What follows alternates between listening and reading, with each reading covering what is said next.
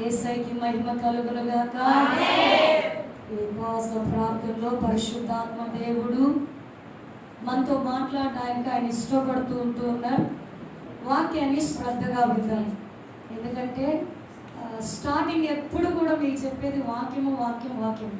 మనల్ని బ్రతికించేది, మనల్ని జీవింపచేసేది, మనల్ని సజీవంగా ఉండేటట్లు చేయగలిగింది ఈ లోకంలో ఏదైనా ఉంది క్రైస్తవ పిల్లలకి అంటే అది దేవుని యొక్క వాక్యం మాత్రమే. హల్లెలూయా. యేసయ్యకి మహిమ కలుగును గాక. దానికి ఒక చిన్న వాక్యం చూసుకుందాం. కొరింథీయులకు రాసిన 2వ పత్రిక 4వ అధ్యాయం 16వ వచనంలో దేవుని యొక్క వాక్యము సెలవిస్తూ ఉన్నారు. కావున మేము అధైర్యపడము, మా బాహ్య పురుషుడు కృషించుచున్నను, ఆంతర్య పురుషుడు దినదినము నూతన పరచబడుచు ఉన్నాడు. అందరు ఇలా చూడండి. పరిశుద్ధ ఆత్మదేవుడు మాట్లాడుతూ ఉన్నారు. ఆయన వాక్యాన్ని తెలియచేస్తూ ఉన్నారు. మా బాహ్య పురుషుడు కృషించినను, మాట్లాడకూడదు. మా బాహ్య పురుషుడు కృషించుచున్నను, మా ఆంతర్య పురుషుడు దినదినము నూతన పరచబడుతూ ఉన్నాడంట. దానికి ముందు ఒక వాక్యం అక్కడ రాసి ఉంటూ ఉన్నది. ఏంటి అంటే, కావున మేము అధైర్యపడము. ధైర్యము వేరు, అధైర్యము వేరు. ధైర్యము లేకుండా ఉండడమే అధైర్యం, అవునా కదా? అధైర్యము ఎప్పుడు వస్తూ ఉన్నది అంటే, నీవు ఏదన్నా పరిస్థితిని చూసి ఇది నా వల్ల కాదు, దీంట్లో నేను నిలబడలేను, దీన్ని నేను చేయలేను, నా శక్తి సరిపోదు, నా బలం సరిపోదు, దీన్ని నేను ఈదలేను, దీన్ని నేను ఒక గట్టున పెట్టలేనని చెప్పేసి నీ చుట్టుప్రక్కల జరుగుతూ ఉన్నటువంటి పరిస్థితులను చూసి మనం ఏం చేస్తూ ఉంటామంటే బెంబేలెత్తిపోతూ ఉంటాం, అవునా కదా? పక్క వాళ్ళకి ఏదన్నా జరిగితే చాలు, మన ఇంట్లోకి ఎక్కడ వచ్చేస్తుందేమో, మన పిల్లల మీదకి ఎక్కడికి వచ్చేస్తుందేమో, ఈ వార్త నాకు కూడా వినబడుతుందేమో, నా పిల్లల మీద నా వాళ్ళ మీద వినబడతాదేమో అని చెప్పేసి మనం ఏం చేస్తామంటే, ఏదో ప్రక్క వీధులు ఎవరికన్నా ఏదన్నా జరిగినప్పుడు యువతల వీధిలో ఉన్నటువంటి మనకి ఒక తెలియనటువంటి భయము, తెలియనటువంటి ఒక కలవరంతో మనం ఏం చేస్తామంటే ధైర్యాన్ని కోల్పోతూ ఉంటాం. ధైర్యం అనేది లేకుండా ఉన్నప్పటికీ కూడా మనకి ధైర్యం ఉంది అనేది కూడా మర్చిపోతూ ఉంటాం. హల్లెలూయా. యేసయ్యకి మహిమ కలుగును గాక. పరిశుద్ధాత్మ దేవుడు ఏమంటున్నాడంటే, నిజమే, ధైర్యము చెడినటువంటి దినాలలో మనం బ్రతుకుతూ ఉన్నాం. కాలాలు బాగలేవు, పరిస్థితులు మనకు అనుకూలంగా కనబడట్లా, అపాయకరమైన దినాలు, దుర్దినాలలో మనము జీవిస్తూ ఉన్నాం, మనము బ్రతుకుతూ ఉన్నాం, మన మనుగడ కొనసాగిస్తూ ఉన్నాం. ఎక్కడ చూసినా ఒక దుర్వార్తలు, ఎక్కడ చూసినటువంటి ఒక క్షేమకరమైన వార్త వినబడుతుంది అని ఎదురు చూస్తుంటే వినబడకపోగా చెడు వార్తలు, దుర్వార్తలు, కీడు వార్తలే మన చెవిన పడుతూ ఉన్నాయి. రోజుకి ఎన్ని దుర్వార్తలు వింటూ ఉన్నామో కదా, రోజుకి ఎన్ని కీడు వార్తలు మనం వింటూ ఉన్నామో కదా.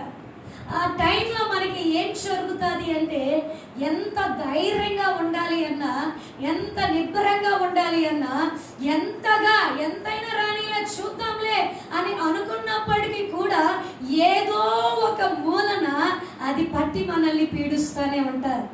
మనకేమవుతుందో, మన బిడ్డలు ఏమవుతారో, మన పరిస్థితులు ఏమవుతాయో, వాళ్ళకు వచ్చింది కదా, మనకు వస్తుంది కదా. అలాంటి రోజుల్లో క్రైస్తవ పిల్లలు కూడా బిక్కుబిక్కుమంటూ కాలాన్ని సాగిస్తున్నటువంటి వాళ్ళు చాలా మంది ఉంటున్నారు. హల్లెలూయా. కానీ ఇక్కడ పౌలు ఏమంటున్నాడంటే, కావున మేము అధైర్యపడము. అంటే వాళ్ళకి ధైర్యం కోల్పోయే పరిస్థితులను వాళ్ళు ఎదుర్కొన్నారు. అక్కడ వాళ్ళని కొట్టినారు, వాళ్ళని తిట్టినారు, వాళ్ళని హింసించినారు, వాళ్ళని బాధ పెట్టినారు, వాళ్ళని గాయపరిచినారు. వాళ్ళని ఏం చేస్తున్నారంటే సభల్లోకి ఈడ్చినారు. వాళ్ళని ఎన్ని చేసినప్పటికీ కూడా ఎందుకు చేశారంటే క్రీస్తును గూర్చి వార్తను ప్రపంచానికి చెప్పకూడదు, క్రీస్తును పరిచయం చేయకూడదు, యేసయ్య యొక్క వార్తను నువ్వు ఎక్కడ మోయకూడదు. దాని కొరకే ఈ పౌలు, శీల, పౌలుకు సంబంధించినటువంటి పరిచారకులు ఏం చేయబడ్డారంటే కొట్టబడ్డారండి, ఈడవబడ్డారు. 39 కొరడాలతోటి పౌలు కొట్టించుకోవడం మనం చూస్తూ ఉన్నాం. వాళ్ళని బంధించినారు, చెరసాలలో పెట్టినారు, ఖైదీలుగా బంధించేస్తున్నారు వాళ్ళని. అయినప్పటికీ కూడా వాళ్ళకి ఇస్తున్న స్టేట్మెంట్ ఏంటో తెలుసా? కావున మేము అధైర్యపడము. హల్లెలూయా, హల్లెలూయా. ఈరోజు ఈ వాక్యం చూస్తున్న నీతో, ఈ వాక్యం వింటున్నటువంటి నీతో పరిశుద్ధాత్మ దేవుడు ఏం మాట్లాడుతున్నాడంటే అధైర్యపడము అంటున్నారంటే దానికి ముందు ఏదో ధైర్యపరిచే మాట నీ వద్దకు వస్తూ ఉన్నది. హల్లెలూయా, యేసయ్యకి మహిమ కలుగును గాక. అక్కడ వారు ఏమంటున్నారంటే మా బాహ్య పురుషుడు అంటే కనబడుతున్నటువంటి మన దేహమే బాహ్య పురుషుడు, కనబడుతున్నటువంటి నీ ఆకారమే బాహ్య పురుషుడై ఉంటూ ఉన్నారు. వారు ఏమంటూ ఉన్నారంటే మా శరీరము కృషించినను, మా శరీరము కుళ్ళిపోయినను, మా శరీరము పాడైపోయినను, మా శరీరము శిథిలమైపోయినను, మా బాహ్య పురుషుడు నడవలేకపోయినను, లేవలేకపోయినను, మాట్లాడలేకపోయినను, నడవడానికి శక్తి లేకపోయినను, ఎముకలకి సత్తువ లేకపోయినను పర్వాలేదు, మేము భయపడము. హల్లెలూయా, యేసు ప్రభుల వారికి మహిమ కలుగును గాక. ఎందుకో తెలుసా?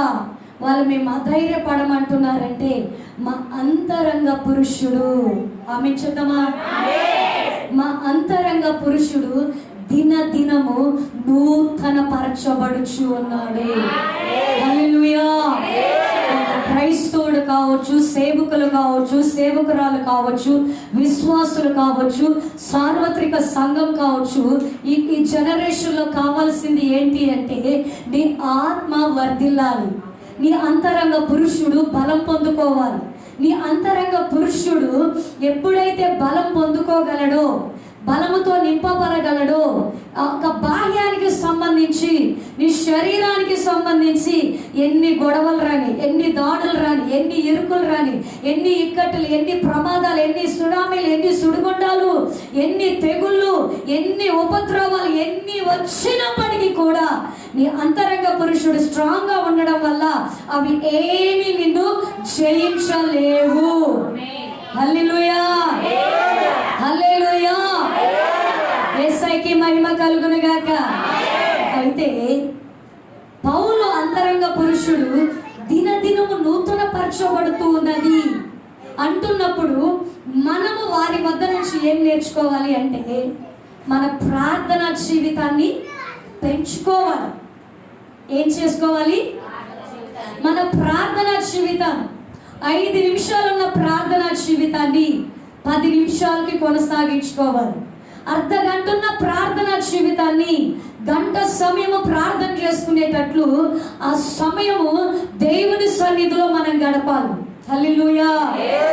ఎప్పుడు ఈ అంతరంగ పురుషుడు బలం పొందుకుంటాడంటే బాహ్య పురుషుడు మనం ఏం చేస్తామంటే శరీరం నీరసంగా ఉంటే ఏం చేస్తామంటే సెలైన్ బాటిల్ పెట్టుకుంటాం. నీరసంగా ఉందమ్మా, ఏముంది, నీరసంగా ఉంది, ఒక సెలైన్ బాటిల్ పెట్టుకుంటే శరీరం బాగా బలం పొందుకుంటుంది. అందుకే ఇప్పుడే సెలైన్ బాటిల్ పెట్టుకొచ్చానమ్మా అని చెప్తా ఉంటారు. ఈ శరీరము అనారోగ్యం రాకుండా ఉండడానికి, వ్యాధులు రాకుండా ఉండడానికి, జబ్బులు రాకుండా ఉండడానికి మనం ఏం చేస్తామో తెలుసా? మంచి మంచి పౌష్టిక ఆహారాన్ని తీసుకుంటాం, మంచి మంచి పుష్టిక రుచికరమైనటువంటి భోజనం చేస్తాం. ఈ శరీరాన్ని ఎప్పుడు పస్తు పెట్టం. ఎంత మంచి వాళ్ళం కదా మనం. ఈ శరీరాన్ని ఎప్పుడు పస్తు పెట్టం. ఈ శరీరం ఖాళీగా ఉన్నా కూడా మనమే లేపుతా ఉంటాం, లే తిను. మన పిల్లలు రాత్రి నిద్రపోయినారనుకో ఏం చేస్తారంటే లే తినని చెప్పి వాళ్ళు ఏడుస్తున్నా కూడా మొత్తం చేసి వాళ్ళ నోళ్ళలో కుక్కుతూ ఉంటాం. ఎందుకంటే రాత్రి తినే అన్నమే వంట పట్టద్దంట. ఆ వంట పట్టడం కోసం వాళ్ళని ఇద్దరిని లేపి వాళ్ళని తిట్టి వాళ్ళని కొట్టి 4 ముద్దలు పెట్టి అప్పుడు పడుకోబెడతాం. హల్లెలూయా. అవునా కదా? బాహ్య పురుషుడి మీదే నీకు అంత శ్రద్ధ ఉందే, శుభ్రంగా స్నానం చేస్తాం, 2 పూట్ల విలువైన వస్త్రాలను కట్టుకుంటాం, అది విలువగా ఉండాలి. హల్లెలూయా. ఈ బాహ్య పురుషుడికి ఏది ఒక్కరూ తక్కువైనా మనం తట్టుకోలేము. తట్టుకుంటారా? ఒక్కరు తక్కువైనా, వస్త్రాలు తక్కువైనా తట్టుకోలేము, ఆహారం తక్కువైనా తట్టుకోలేము, మరి ఏది తక్కువైనా కూడా తట్టుకోలేము. దాన్ని మాత్రం 3 పూట్ల పెంచి పోషిస్తూ ఉంటాం మన శరీరాలను.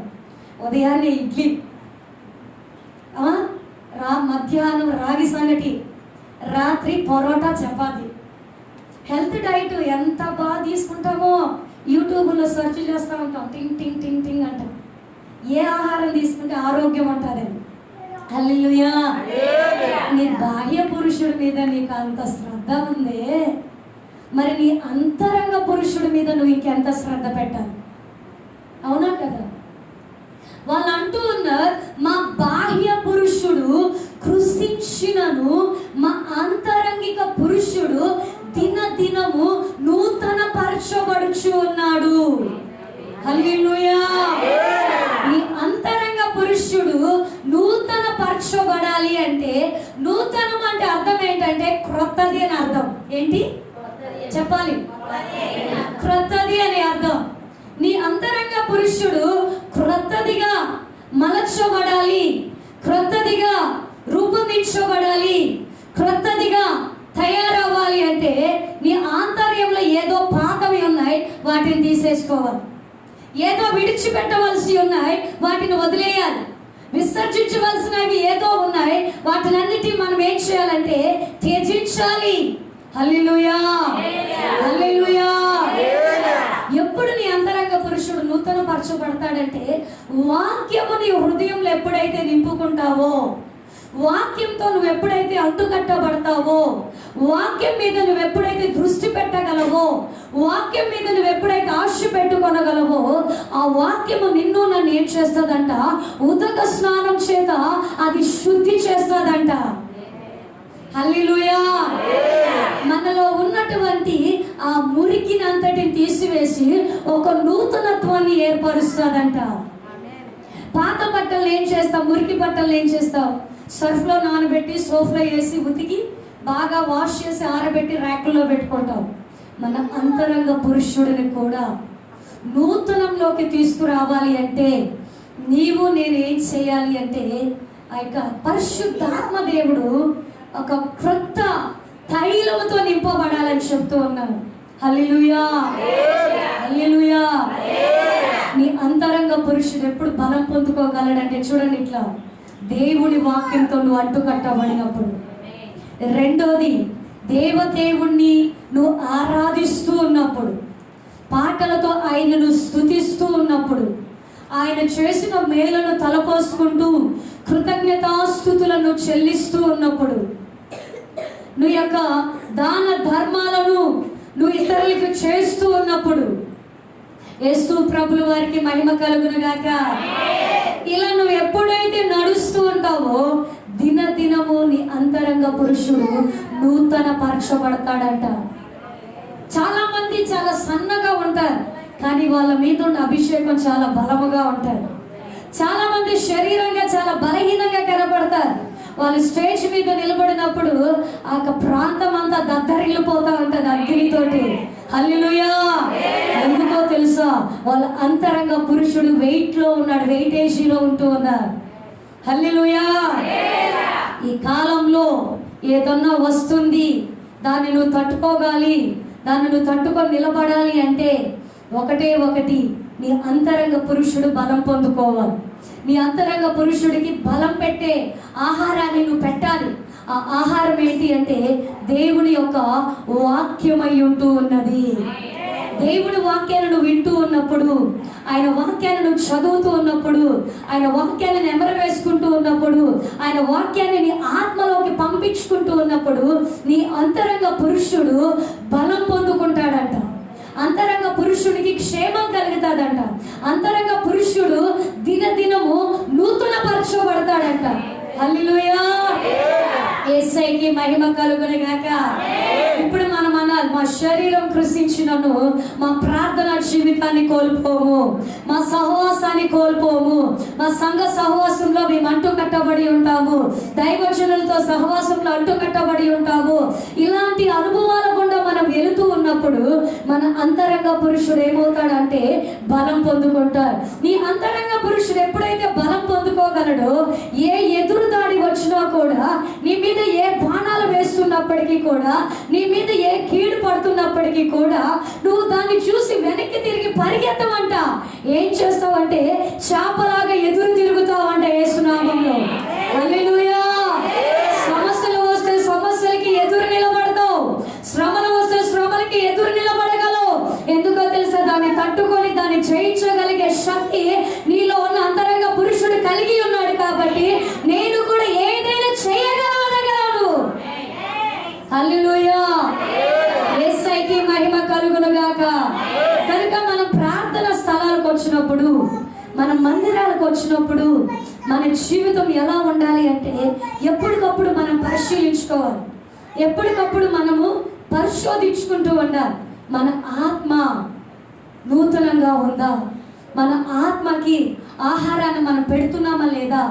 మన ఆత్మ జీవజలముతో తృప్తిపరచబడుతుందా లేదా అనేది మనల్ని మనమే పరిశోధించుకోవాలి. హల్లెలూయా. హల్లెలూయా. దేవుని యొక్క వాక్యం సెలవిస్తుందండి. యోహాను పత్రికలో 3వ యోహాను పత్రికలో ఒక వాక్యం ఉంటుంది. ప్రియుడా, నీ ఆత్మ వర్ధిల్లుతున్న కొలది నువ్వు సౌఖ్యంగా ఉండి అన్నిటిలో వర్ధిల్లవలనని కోరుచు ఉంటూ ఉన్నారు. ప్రియుడా సంఘానికి రాస్తూ ఉంటున్నాడు గాయు. సంఘానికి ఒక పత్రిక రాస్తూ ఉంటూ ఉన్నాడు. యేసయ్యకి మహిమ కలుగును గాక.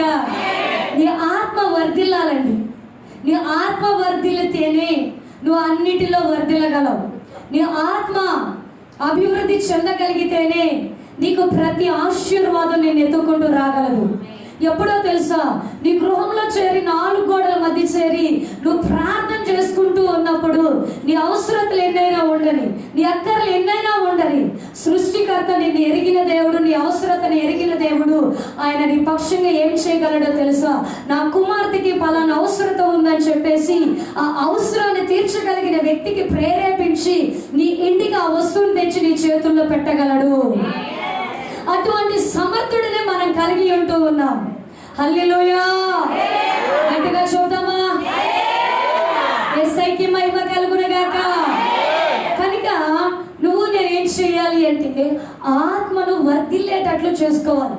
ఆత్మ ఎప్పుడు వర్ధిల్లుతుంది అంటే చదువు రాకపోయినా పర్లా, నువ్వు వాక్యాన్ని వింటూ ఉన్నప్పుడే ఆ వాక్యం నీలోకి వెళ్ళి బలమైన క్రియను చేయగలదండి. వినుట వల్ల ఏం కలుగుతుందంటే విశ్వాసం అనేది కలుగుతుంది. ఆ వినడం దేని ద్వారా కలుగుతుందంటే యేసయ్య వాక్యం ద్వారా కలుగుతుంది.